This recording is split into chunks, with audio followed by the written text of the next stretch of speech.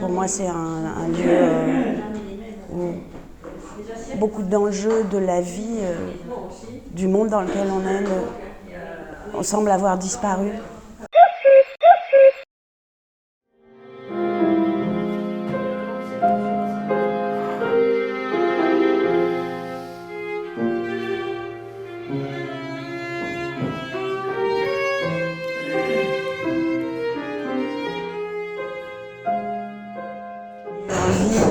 En étant ici, de faire un travail de proximité avec un piano de qualité. Et donc c'est pour ça que j'ai monté cette au départ association et qui est devenue une compagnie, et le piano-là.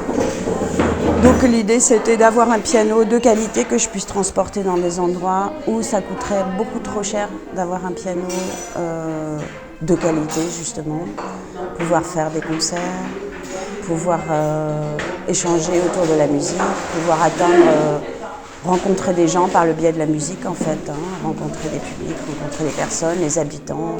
Nous on est très contents de pouvoir accueillir des personnes de l'extérieur qui viennent en plus nous proposer bénévolement ce type d'activité, on va dire un concert de musique classique de professionnels, parce que ça permet de stimuler beaucoup de sens différents, à la fois l'ouïe, mais aussi la vue par ce qui se passe. Aujourd'hui on avait le violoniste en même temps que la pianiste, et puis ça peut leur évoquer des souvenirs, faire remonter des souvenirs. La musique classique, je m'étais mis à l'accordéon. Ah oui? Il y a longtemps. Et vous en jouez plus maintenant? J'étais jeune. J'étais jeune, je m'étais mis à l'accordéon.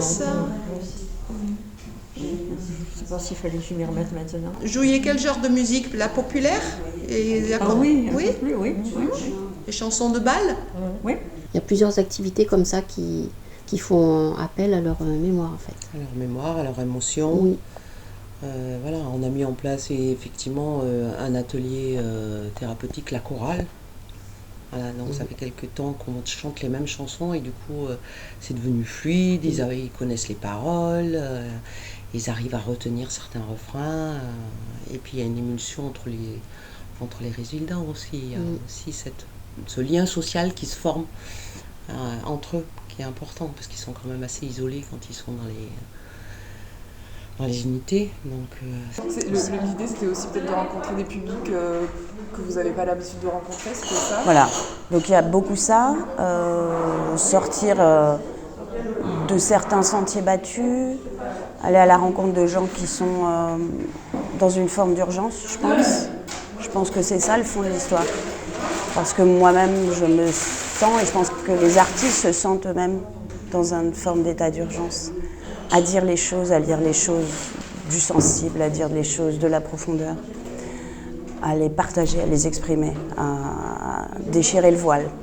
Donc, aller vers des publics qui sont dans une forme de quête d'urgence, c'est aller rencontrer des gens avec qui on se relie et on s'allie aussi. C'est pas... Moi, je me nourris à cet endroit-là. Je me nourris quand je vais en prison et que je vois que la musique de Schubert peut sauver encore la vie de quelqu'un. Voilà. Et pour tout le monde pareil, ça éveille les sens et c'est génial. ça se rapporte à des souvenirs, à des périodes de leur vie.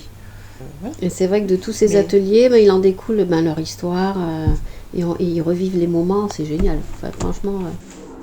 Ici, ce que j'ai bien aimé, c'est que justement les échanges ne se font pas tellement au niveau verbal.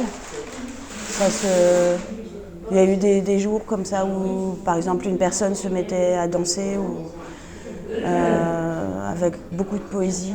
Et puis, bien sûr, la musique, elle ouvre des zones de profondeur qui appartiennent à chacun de nous, âgés, enfants, qui que ce soit.